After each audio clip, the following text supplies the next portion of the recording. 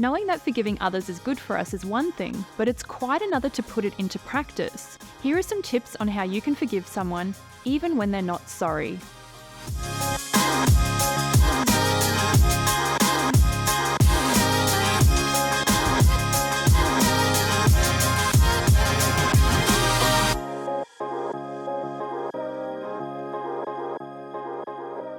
Welcome to She Defined. I'm your host, Sharon Green, and today we're talking about forgiveness, and in particular, how you can forgive someone who isn't sorry. Learning to say sorry when we hurt someone is one of the first social lessons many of us learn as children. Apologies are made every single day, often without giving it any conscious thought. Perhaps unsurprisingly, women generally apologise more frequently than men. Some research suggests this is because men and women have different thresholds for what warrants an apology. Women feel remorse over more minor slights, while men save their apologies for more serious offences. Receiving an apology can bring about a range of emotions: relief, gratitude, or even resentment when the apology is half-hearted or not accompanied by a change in the behaviour that hurt you in the first place. Hearing someone say, "I'm sorry," doesn't always completely heal the wound, but it does feel good to have your feelings validated and acknowledged. But what do you do when someone hurts you and either refuses to apologise or insists that there was no harm intended, so no harm done?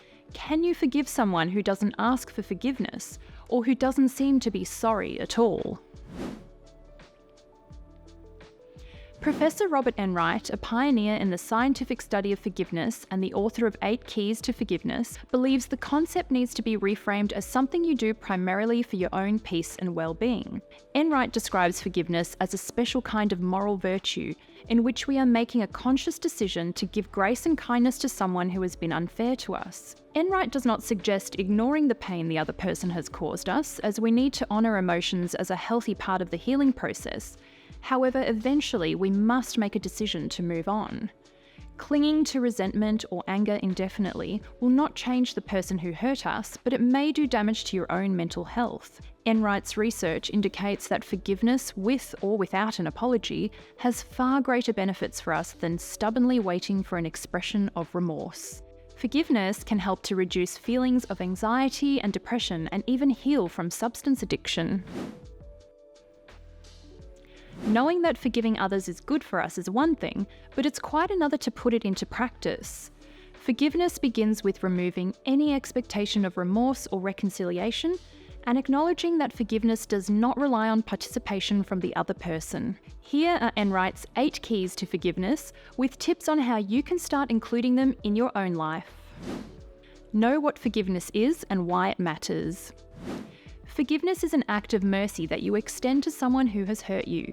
Understand that forgiveness will ultimately help you to heal and move on with your life. This might look like deciding to let go of the pain a loved one has caused you for the sake of your own inner peace, and being able to redirect your energy to things that make your life more fulfilling.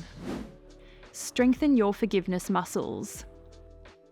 The same way our physical body needs time and exercise to become stronger, we can work to improve our forgiving muscles. Practice forgiveness by changing your inner dialogue and refrain from talking negatively about people who have hurt us. You don't have to say nice things about them, but resisting the urge to complain or berate people behind their back will strengthen your loving and forgiving emotions. Address your own inner pain. Reflecting on who has hurt you and how is not a comfortable exercise, but it can yield some helpful insight into your inner turmoil. Doing this with the help of a mental health professional can help you to delve deeper into your true cause of your pain. Sometimes the things people do to hurt us are not objectively cruel or unjust.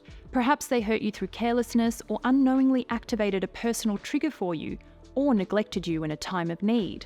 Understanding these nuances does not invalidate the real harm done to you, but it can help you to start tending to your own needs and support you through the forgiveness process.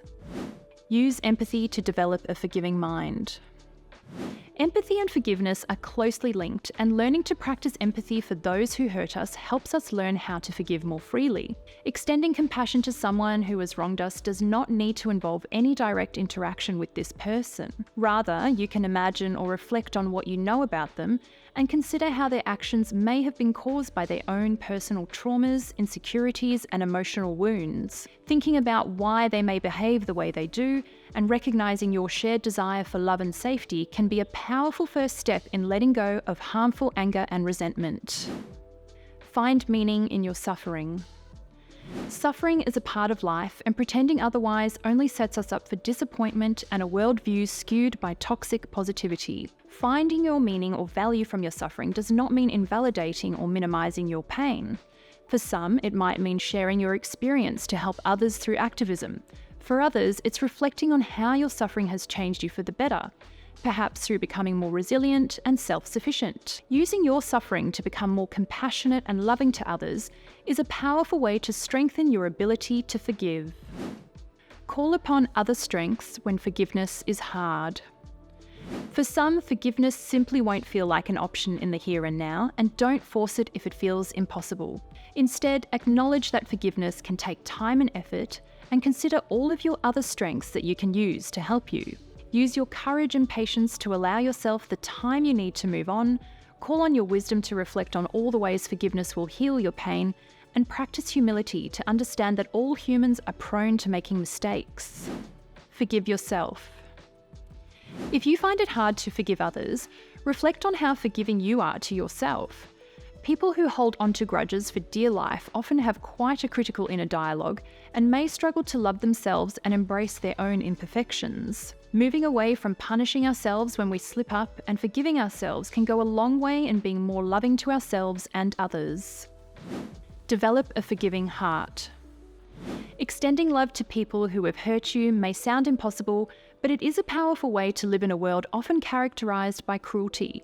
Overcoming suffering and loving people who are flawed and sometimes hurtful develops emotional maturity and resilience. Allowing feelings of bitterness or dislike to live in our hearts will only do us harm, while learning to give love and forgiveness freely can open our hearts and allow us to love more deeply, free of expectations or conditions. I hope you found the tips in this video helpful. If you did, be sure to give the video a thumbs up and subscribe to our channel if you haven't already. Thanks so much for watching, and I look forward to seeing you in our next video.